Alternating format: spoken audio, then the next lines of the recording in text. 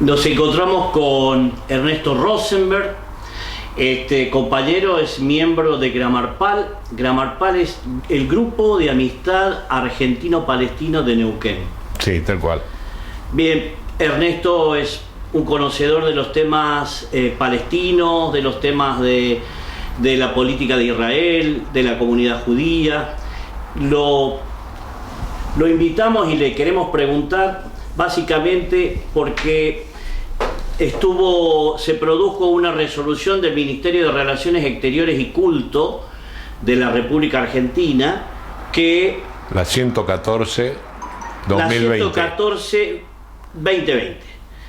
Bueno, yo pienso que es claramente un retroceso en la medida que acepta que esa definición es tramposa, bajo palio de decir que se defienden los derechos humanos y el antirracismo, del cual el antisemitismo es una expresión.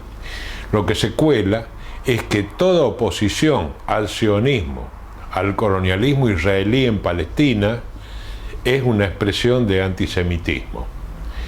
Es decir, tratando de defender justamente la igualdad de todos los seres humanos, la no discriminación, el no racismo, se termina por defender una de las expresiones más claras del racismo y del colonialismo, que es el Estado de Israel, tal cual como lo dice las resoluciones de las Naciones Unidas, donde presenta a Israel como un Estado racista en términos similares a lo que se definió lo que era el apartheid sudafricano. Entonces, resulta que al final de esto, todos los judíos antisionistas como yo vamos a cometer el delito de oponernos a las políticas racistas y colonialistas del Estado de Israel, en virtud de esta resolución. Quedamos al borde del delito de esa manera. Por eso no es un avance, sino que es una manera de colar una defensa, digamos, del permanente saqueo de Palestina por parte del Estado colonizador de Israel, pretexto de defender los derechos humanos. ¿De dónde sale esta conexión de definir a Israel como un Estado judío? Y entonces, ¿quién se opone al Estado judío? Realmente es porque odia a los judíos. Y yo lo que tengo que decir que eso no es un Estado judío, que no existen los estados cristianos, ni los estados islámicos, ni los estados de ninguna clase religiosa, salvo el Vaticano. Pero después no hay más estados confesionales, religiosos en el mundo. Entonces, no se trata acá de defender, digamos, a los judíos a través de un Estado que supuestamente es de ellos, sino de defender un sector de los judíos que vive en Israel y que ejerce una dominación colonial y expolia a los originarios de Palestina, que son los palestinos. ¿Estás diciendo que el movimiento sionista tiene su fortaleza en Israel y no fuera de Israel? Mirá, está bien la pregunta. Voy a decirte con un hecho paradójico. Donde más sionistas hay es en Estados Unidos y son cristianos. Los sionistas evangélicos cristianos son numéricamente muchos más que los sionistas judíos en ninguna parte del mundo. Entonces, ¿te podés explicar cómo dijiste sionistas cristianos? Sí, los evangélicos. ¿No es una contradicción? No. ¿No? No. El sionismo es una política colonial. Y entonces, ¿no es cierto? ¿Cómo decirlo? Entonces, no es una religión ni ninguna cosa por el estilo. Es simplemente el envase verbal, ideológico del colonialismo. De un colonialismo que fue a tomar tierras en Palestina, que se injertó en Palestina. De esa manera, como los evangélicos norteamericanos, grandes iglesias evangélicas norteamericanas, que creen que el apocalipsis viene llegando y el juicio final, y su señal es el retorno de los judíos a Palestina, todo así en términos de leyenda bíblica. Entonces esa señal hay que defenderla para que la historia no vaya para atrás, sino que siga para adelante hacia el apocalipsis. Y de eso deriva la adhesión, por lo menos verbal o expresada así, de millones de cristianos evangélicos en Estados Unidos al sionismo. Te quería preguntar, bueno, esta definición de Estado colonizador de Israel, ¿no? Pero entre sus fundamentos de la Constitución, ¿no viene precedida de la persecución de los judíos fundamentalmente en Europa? De que este holocausto que significó la persecución de los judíos... La aniquilación nazi de los judíos europeos. Sí, bueno, que de alguna manera es la que fundamenta la Constitución del Estado de Israel. No es que fundamenta la Constitución, es el pretexto histórico para la partición de Palestina, partición que operan las Naciones Unidas en 1948 sin preguntarle a los palestinos. Es decir, son los europeos que han hecho la aniquilación esa de 6 millones de judíos en Europa, acaudillados por el nazismo alemán. Son los europeos. ¿Con qué han reparado semejante barbaridad? Lo han reparado cediéndole gentilmente las escrituras del mandato inglés de Palestina a los judíos europeos, remanentes de esa masacre. Entonces, se trata de un negocio muy particular en donde los perdedores de la masacre, ¿no es cierto?, se vuelven los verdugos de otro pueblo que nada que ver, que son los palestinos. Es como que las víctimas lo que han aprendido no es a liquidar las situaciones en donde para que existan víctimas tienen que existir verdugos. No se han vuelto contra los verdugos, sino que han aprendido a ser verdugos ellos. Por eso es que el sionismo, muchos decimos que es nacionismo, es nazi-sionismo, porque aplica las tecnologías y las ideologías de los nazis. Si es por eso, el gueto más grande de la historia se llama Gaza. Hay más de 2 millones de personas encerradas en condiciones infrahumanas en Gaza. Y entonces los nazis jamás pudieron encerrar judíos en tal cantidad y mantenerlos en condiciones tan terribles. ¿Lo que estás diciendo de nazi-sionismo es para impactar emocionalmente? No, estoy diciendo de que también en la historia de la colonización judía en Palestina están implicados los nazis. De hecho, el nazismo alemán hizo un pacto con los alemanes judíos sionistas, mediante el cual se arreglaron para evacuar a los judíos alemanes hacia Palestina.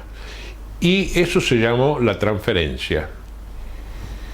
En esa transferencia incluso levantaron un banco común que operaba, digamos, el pase de las pertenencias judías alemanas a Palestina. Es decir, un alemán judío que emigraba a Palestina, le liquidaban su casa o su auto o sus pertenencias por un valor dinero. Ese dinero... ¿Está documentado esto que vos estás diciendo? Que se constituyó un banco, sí, entre, digamos, la Alemania nazi y los sionistas. ¿Sí? Eso está en el libro de Lenny Brenner, que se llama el sionismo en la era de los dictadores. Se puede conseguir en internet.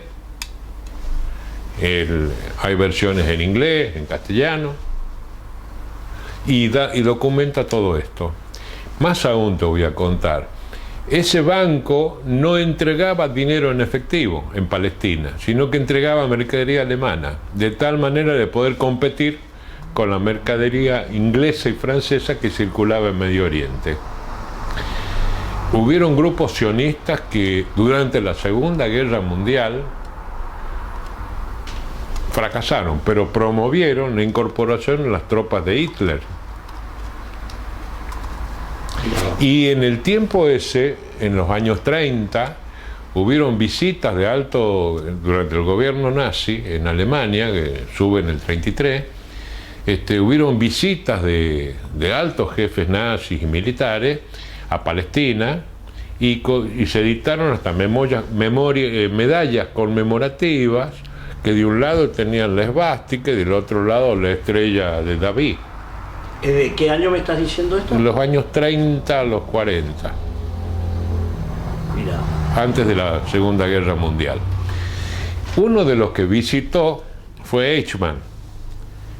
Todos los argentinos recordarán que Eichmann era un jerarca nazi que dirigió las operaciones de aniquilación, etcétera, etcétera, de judíos en Europa, y que en un momento dado los comandos israelíes los secuestran aquí en Argentina, en Salta creo que era que vivía, se lo llevan a Israel y le hacen un juicio.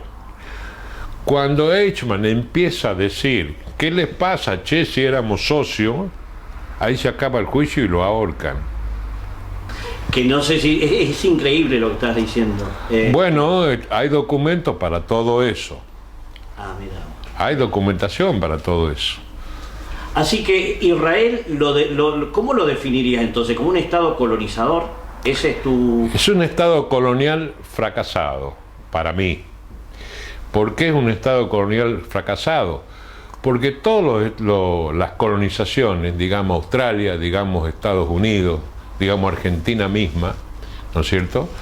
La llegada de los europeos a saquear los territorios colonizados siempre comportó ventajas para la población colonial, para la población invasora. Esas ventajas aseguraron la estabilidad y el crecimiento de esas poblaciones, aparte de los genocidios fundantes como en Estados Unidos, como en toda América y como en Australia en especial, donde quedaron, no sé, 4 papúas para que miren los turistas, pero lo liquidaron a todo. Lo que no se produjo en ninguna de estas colonizaciones que forman los estados que actualmente conocemos es el reflujo y el retorno de esos colonizadores a los países de salida, a los países originarios, a los países de donde venían. Israel tiene un problema muy grave, un problema demográfico, que puede ser entendido cuando uno dice de que el 20% de su población judía abandonó el Estado de Israel y se fue a Estados Unidos y a Europa en general, a Australia también, en busca de mejores horizontes. Y esa gente, son 750.000, y esa gente es la gente más privilegiada de Israel, de los colonizadores exitosos. Fueron a buscar mejores horizontes, no alcanzaban con los privilegios coloniales. Esa gente, digamos, son personalidades que hoy son conocidas en Estados Unidos. Creo que hay un alcalde en una ciudad muy grande que tiene ese origen.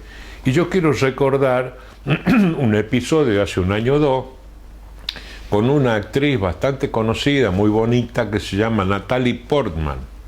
Natalie Portman es una israelí norteamericana. De chiquita sus padres, su familia la llevaron a Estados Unidos. Ahí llegó a ser una actriz de top, ahí en Hollywood y todo lo demás, ganó millones, etc.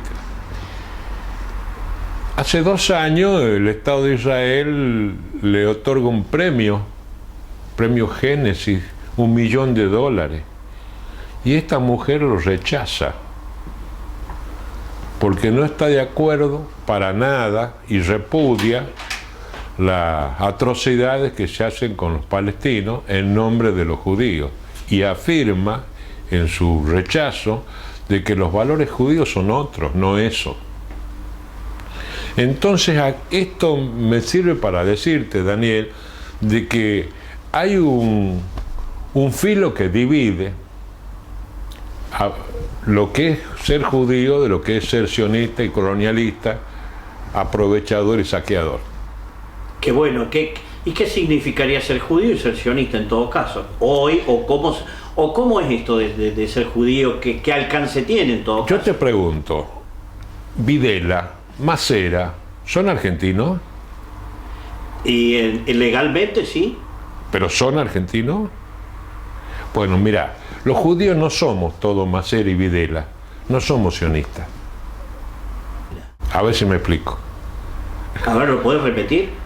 Que los judíos no somos como Netanyahu y los coloniales, claro. y todo eso, esa gente, los saqueadores. Sí. No somos eso. Claro. La mayoría, de hecho, no vivimos en Israel. Y yo creo que un buen pedazo, si no la mayoría, no está con los sionistas, sino que los sionistas están en las cúpulas de algunas de las instituciones, de esas instituciones que son como la AFA, son mafias que se eligen entre ellos. La misma DAIA es eso. ¿La AMIA? La AMIA, DAIA, son eso, son ese tipo de cosas. Y entonces esas instituciones que dicen representar a los judíos argentinos, como la DAIA, la AMIA y todo eso, son muy cuestionables. Han sido siempre amiguitos de la dictadura y de todos los gobiernos que han seguido, pero en términos que ni favorecen a los judíos ni favorecen a los argentinos. Lamentablemente, este gobierno ha aceptado los términos en que se plantea eso y que justamente borran la diferencia entre ser judío y ser sionista, entre ser argentino y ser Videla Macera. Claro, sí, ahora entendí el sentido de la pregunta que me estabas haciendo. Claro. Que no por ser argentino uno se identifica con estos individuos, claro, que practicaron el terrorismo. Vos no aceptarías que te dijera videlista. De ninguna manera. Yo como judío no acepto que me confundan con un sionista. Claro, sí, ahora se entiende. Te voy a decir más. Hoy por hoy, pienso que para ser judío hay que dar cuenta de la historia y de la vida real. La historia de los judíos no es solamente una historia de persecuciones y de ay cómo me duele lo que me hacen, que no me quieren y esto y lo otro. ¿Pero estás negando persecuciones? No estoy negando, estoy diciendo que no es solo eso. Eso es lo que digo. Todo esto viene al caso de lo siguiente: esta resolución del Ministerio de Exteriores, que acepta la definición de esa institución para la rememoración del Holocausto, en lo que hace, sobre pretexto de igualar a todos los seres humanos y decir todos tenemos derecho y todos somos iguales y estamos en contra de la discriminación y el racismo, lo que hace es borronear la diferencia que hay entre ser judío y ser sionista, entre ser colonialista y ser judío. Entonces, por eso es tramposa la resolución y se presta a criminalizar toda crítica al Estado sionista y sus acciones y toda crítica al Estado de Israel y a sus corporaciones y lobbies. Entonces, por eso uno se opone a esta resolución. Y yo en esto quería decir de que uno no puede hacerse, siendo judío, no puede hacerse el tonto, no puede decir no sé lo que pasa en Palestina, se pelean por cosas de religión, se pelean por un terrenito que al final podrían ser socios, ninguna de esas cosas sirve. Lo que sirve es encuadrar al Estado de Israel como un Estado colonial, fracasado, frustrado, porque no puede estabilizarse. Pero fracasado pese a que se está expandiendo. Sí, se expandirá todo lo que vos quieras. Esas son huidas hacia adelante. Vos fijate que vuelta a vuelta promueve una guerra, un ataque, etcétera. Es como si hubiera una especie de guerra de Malvinas permanente. Es decir, enervar, digamos, el patrioterismo. Pero, y sintomáticamente, cada vez que va a haber una elección, hay una acción armada de ese tipo contra los palestinos. Entonces, a ver quién le pega más a esos que son los otros y son el mal y son los enemigos y bla, bla, bla. Entonces, esa enervación del patrioterismo dice de que no han podido estabilizarse nunca. Y la otra cosa que decía que nunca han podido estabilizar y tener un colonialismo exitoso, genocida y todo, pero exitoso, como el de Australia, Estados Unidos y otros lugares, es decir, el resto de América, en mayor o menor grado, es que habían emigrado el 20% de los más privilegiados, es decir, además eran los más privilegiados del Estado colonial de Israel. Habían salido los hijos, digamos, de los que habían recibido el beneficio de las conquistas coloniales. Se han ido. Y había dado justamente el ejemplo de esta actriz norteamericana, la Natalie Portman, ¿no es cierto?, que ella, siendo uno de esos privilegiados y que ganó, digamos, un lugar especial en la sociedad norteamericana, en Hollywood y todo lo demás, dijo, así no es ser judío, lo que está haciendo Israel con los palestinos. Y rechazó un premio gordo, $1 millón. Entonces, de alguna manera, ¿no es cierto?, está dando una lección sobre que ser judío no es ser sionista ni estar con el Estado de Israel. Yo voy un pasito más allá. Yo digo que hoy no puedes hacerte el tonto con lo que pasa en Palestina. Tenés que optar. Estás con los dominadores, los colonialistas, los saqueadores, los masacradores, o estás con los dominados, con los colonizados. Para responder a eso, ¿qué es lo que digo yo? Para ser judío hoy por hoy, tenés que ser palestino o tener el corazón con Palestina. ¿Por qué? Porque hoy por hoy no hay historia más judía que la de Palestina, de persecución y de masacre. Y si es por eso, el gueto campeón es el de Gaza. Los nazis jamás pudieron encerrar 2 millones y pico de personas y tenerlos años así, miserabilizándolos y oprimiéndolos malamente. Entonces, por eso hablo del nacionismo, del nazismo judío, del patrioterismo judío sionista, de tipo nazi. Eso sí es racismo, y por eso hablo, ¿no es cierto?, también de que para ser judío tenés que ser hoy por hoy palestino o tener el corazón con Palestina. Por eso soy miembro de esta agrupación que tenemos en Neuquén, que se llama Gramarpal, que es el grupo de amistad de Argentina-Palestina de Neuquén. Por estas razones. Y voy a dar un dato más, Daniel, si me permitís.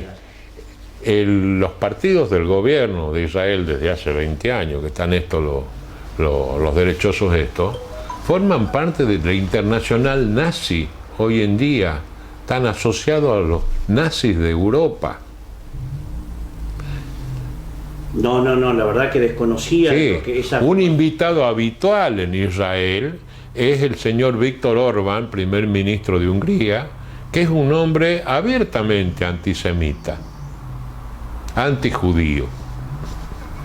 Sí. Y sin embargo es un compadre del Netanyahu que gobierna en Israel. Entonces, cuando uno empieza a decir, ¿y esto con qué se come?, entiende de que el sionismo es una postura política que justifica el saqueo colonial. Punto. Y lo judío es otra cosa. Judío soy yo. Ajá.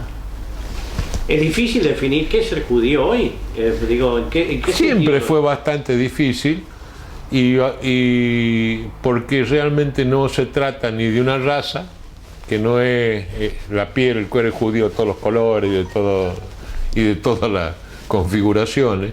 No se trata de una religión, yo no tengo religión. No se trata de una lengua, hay varias lenguas dentro de las comunidades judías, 2 importantes había, que eran el derivado del alemán, que se llama Yiddish, que era la lengua de los judíos de Europa oriental y central, que está en extinción porque fueron extinguidos los 6 millones, y está la lengua de los judíos resultante de la expulsión de España y Portugal, cuando los reyes católicos, poco antes de la conquista de América, expulsan a los judíos y a los musulmanes, y esos van a parar al Mediterráneo y al norte de África, y llevan la lengua española antigua, la del Quijote. Esa lengua se llama el ladino.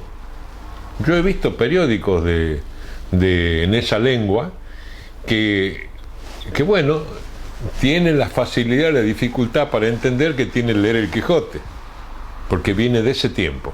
Lo mismo que el Yiddish es un alemán antiguo, de hace cientos de años.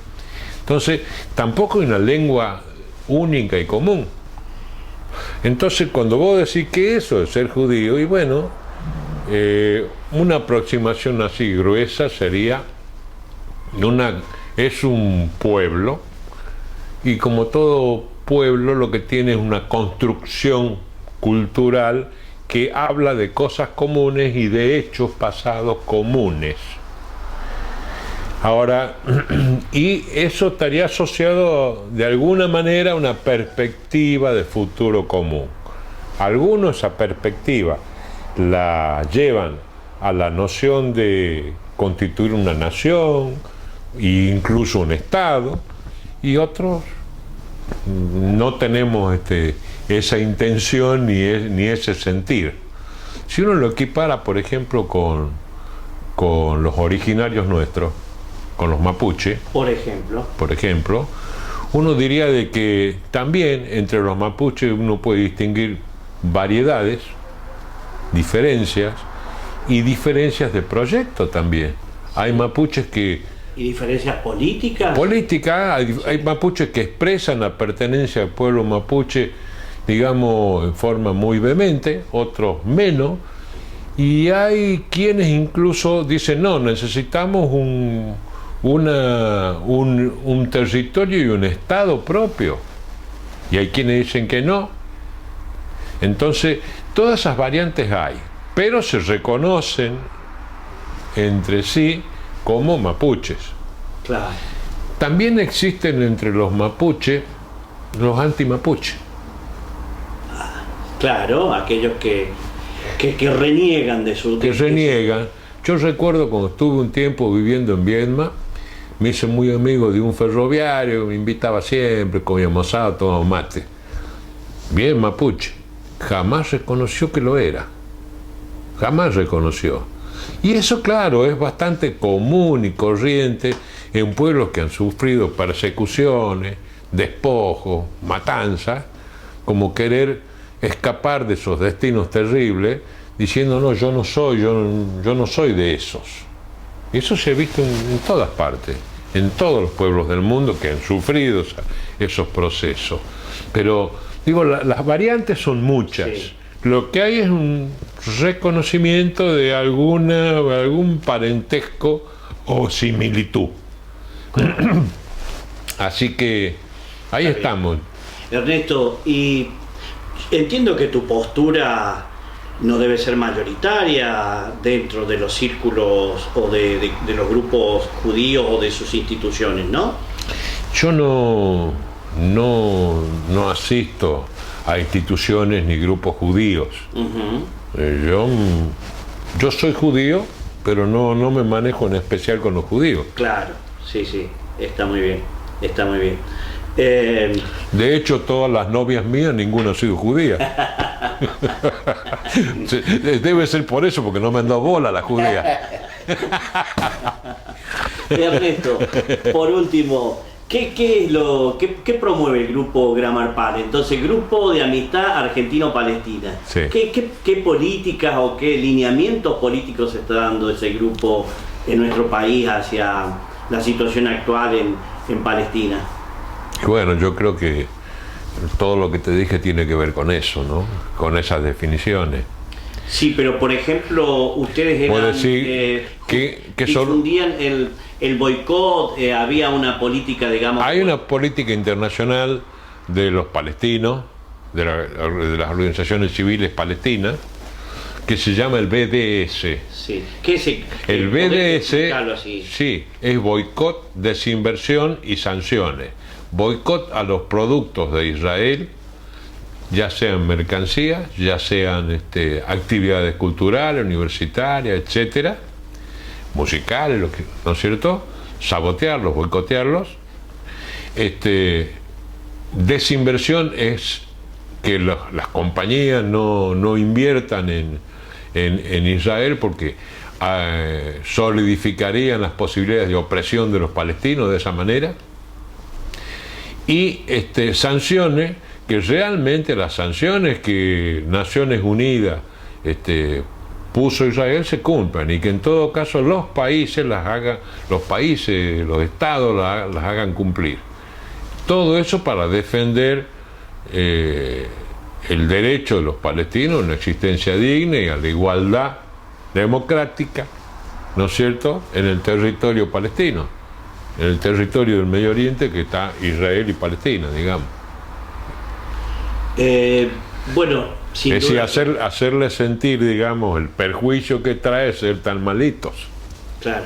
Y se promueve también, entonces, se estimula BDS, el boicot, la desinversión. Sí, sin duda, que apoyamos el BDS, sí, que es una forma de acción no violenta para restituir los derechos palestinos. Bien. Hace rato decías, como se dice fuera de cámara, hablabas de los acuerdos de Oslo del 94, ¿no? Sí. Que también son cuestionables desde el punto de vista, digamos, de que eran concesiones perjudiciales para el pueblo palestino. Y sí, mira, yo te lo resumo con un chiste. Es decir, bueno, vamos a repartir la gallina, hermano. Y dice, bueno, está bien, yo me llevo la carne y te dejo las plumas. Y ese fue el reparto. Pero el problema es que ni las plumas le están dejando. Ni las plumas se quieren dejar. Ahora vuelven a anexar un cacho de territorio importante. Primero lo amurallaron, lo seccionaron, lo trocearon, etcétera. Y no es solo hacer líneas sobre el mapa, sino que separaron a la gente de sus campos, de sus familias, etcétera. Bloquearon todo, asfixiaron el desarrollo de Cisjordania. Y ese iba a ser el Estado palestino. Y nunca le permitieron rearmarse estructuralmente, ni tener la fuerza propia de un Estado en decisiones. De hecho, si uno mira el mapa, están metidos dentro de un encierro. Claro. Entonces, eso no funciona. En realidad, lo que fueron los acuerdos de Oslo y la promesa de restituir algo fue darles tiempo a los colonizadores para expandirse, robar más territorio, meter más enclaves, más colonias, etc.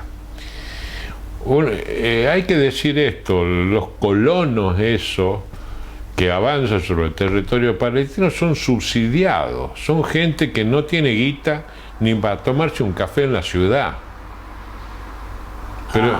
Pero son gente de que, claro, trabajan, son campesinos, agricultores, yo qué sé, pero les dan la luz, el gas, el agua, las cosas, y les ponen la vida fácil porque tienen que rentarlos de alguna manera para que ocupen.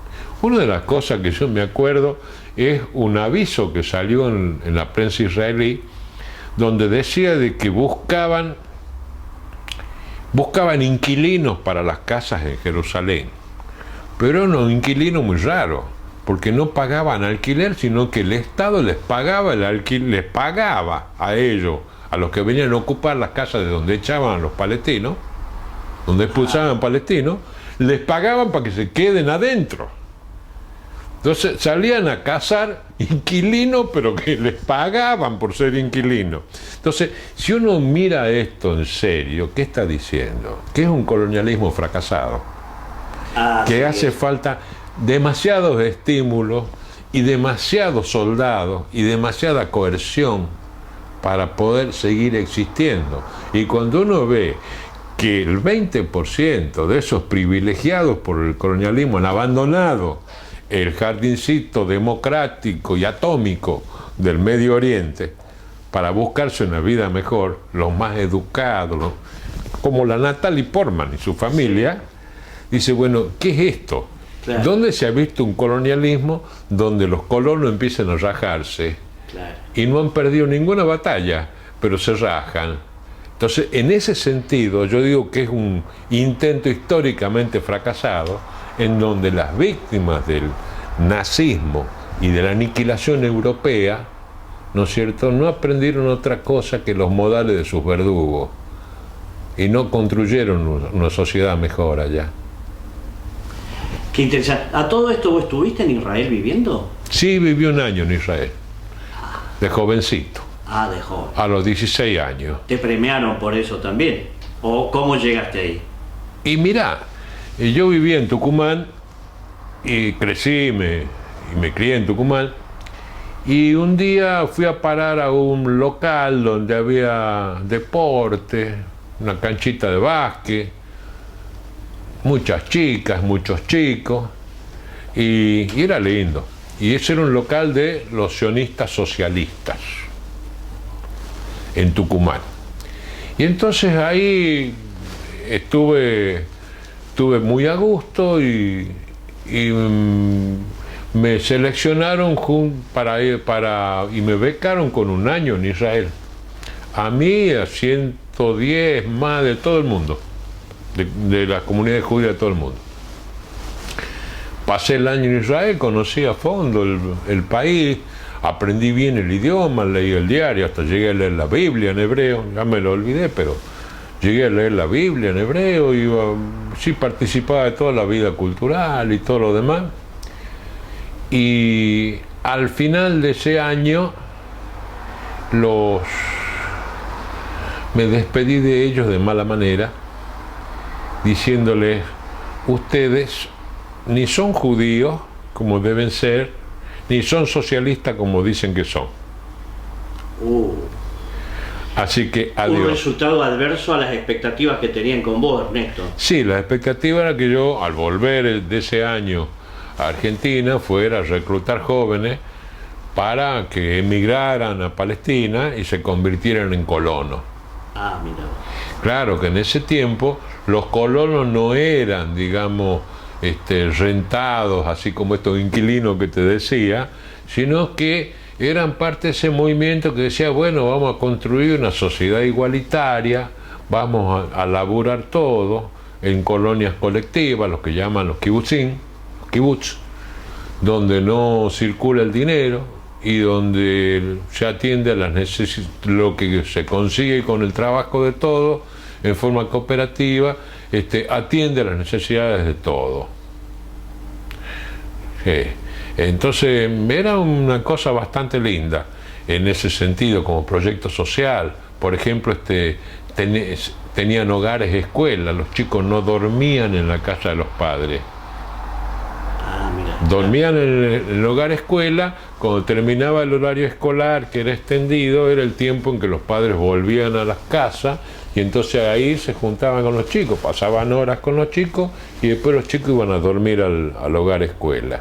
Entonces esas cosas de compartir más los hijos, la educación, la familia, etcétera, y concentrar incluso una atención mayor a los hijos en esas horas en que se vuelve del trabajo, era bonito, era rendidor, y son cosas como modelos que se han ensayado en muchas otras partes de muchas maneras, pero incluso vivir en un lugar donde no circula el dinero,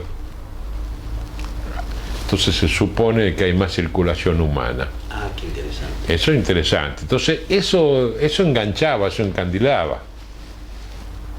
Se encandilaba. Es decir, a los 16 años eso era una buena propuesta. Era una buena propuesta. Y de repente, para mí que le había encontrado la punta a eso de qué era ser judío, que todo el asunto de que uno era distinto, pero no sabía bien por qué, ni qué. Entonces empezaba a tener una materialidad, una cosa concreta. Sí. Entonces, todo el verso era de que, bueno, para estar completo había que irse a miles de kilómetros al otro lado del mundo, a Palestina, meterse en una granja colectiva, ¿no es cierto?, laburar y vivir campesino, la naturaleza. Había muchas cosas así que atractivas en todo eso. Sin embargo, creo que era un fraude. Pienso que era un fraude y que es un fraude. Como que la desigualdad entre la gente, el colonialismo, el saqueo, no son verdad, son fraude, son violencia. Está muy bien. Ernesto, el colectivo Alpataco es un sitio en internet que promueve todas las causas nobles, que denuncia las injusticias, que, como en este caso, digamos, también promueve el conocimiento de personas que incluso para algunos, digamos, polemicen o enuncian afirmaciones, digamos, que pueden generar polémica y todo eso. Para nosotros ha sido un gusto compartir, digamos, y tener tu palabra. Creo que les va a llegar a miles de personas, eso es lo que buscamos. Y bueno, y agradecerte esta corta entrevista que hemos tenido, y bueno, si finalmente